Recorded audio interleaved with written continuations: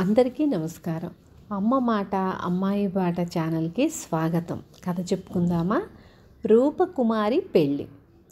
మాఘాపూర్ రాజకుమార్తెకు యుక్త వయసు వచ్చింది. అసాధారణమైన ఆమె అందం గురించి విని గొప్ప గొప్ప రాజులు, అనేక దేశాల రాజకుమారులు ఆమెను పెళ్ళాడగోరారు.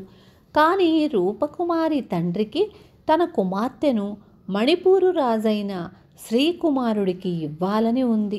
శ్రీకుమారుడు సకల సద్గుణ సంపన్నుడే కాక అతని మాతామహుడి అనంతరం ఆయన పాలించే మానా సంస్థానానికి కూడా రాజవుతాడు. కానీ శ్రీకుమారుడిలో ఒక లోపం ఉంది. అతని శరీర ఛాయ నలుపు. అతను ఒకప్పుడు పచ్చనివాడే. కానీ 6 ఏళ్ల క్రితం అతను సపరివారంగా వేటకు వెళ్ళి పాము కరిచి ప్రాణాలతో బయటపడినా వివర్ణుడైపోయాడు.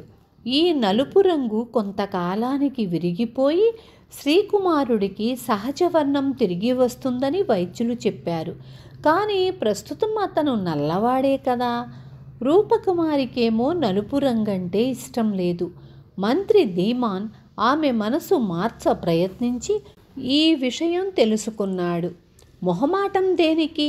నేను నల్లని వాణ్ణి పెళ్ళాడను, నాకు నల్లని పిల్లలు పుట్టుకురావచ్చు అన్నదామె.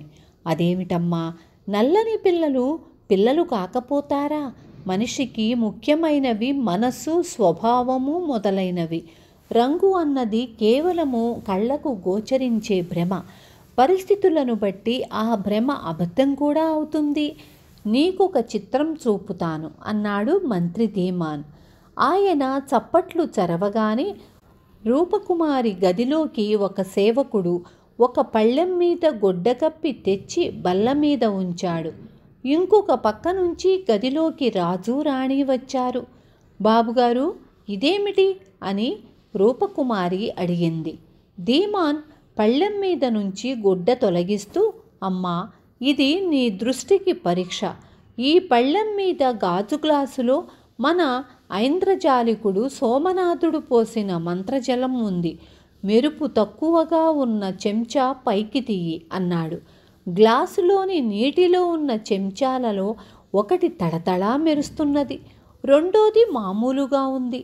రూపకుమారి ఆ రెండో చెంచాను పైకి తీసింది.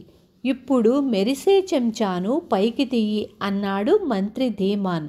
రూపకుమారి రెండో చెంచాను పైకి తీసి నిర్ఘాంతపోయింది.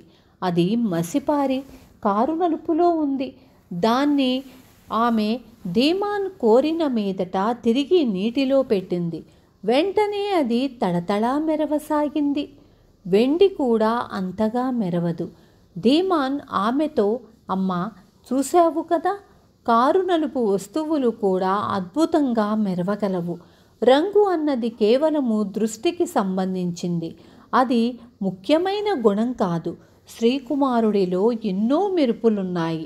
నేను అతన్ని గురించి క్షుణ్ణంగా ఆరా తీశాను. అతని కన్నా గొప్ప భర్త నీకు దొరకడు అన్నాడు. రూపకుమారి శ్రీకుమారుణ్ణి పెళ్ళాడటానికి ఒప్పుకుంది. వైద్యుడు చెప్పినట్లుగానే అతని నలుపు రంగు త్వరలోనే విరిగిపోయి మామూలు రంగు వచ్చేసింది. నల్లని చెంచా తెల్లగా కనిపించటంలో ఇంద్రజాలం ఏమిటి? ఏమీ లేదు. మసిపూసిన చెంచా నీటి లోపల తళతళ మెరుస్తుంది. మసి అంతా పోయి. విన్నారు కదా. రేపు మళ్ళీ ఇంకొక మంచి కథతో మీ ముందుకొస్తాను.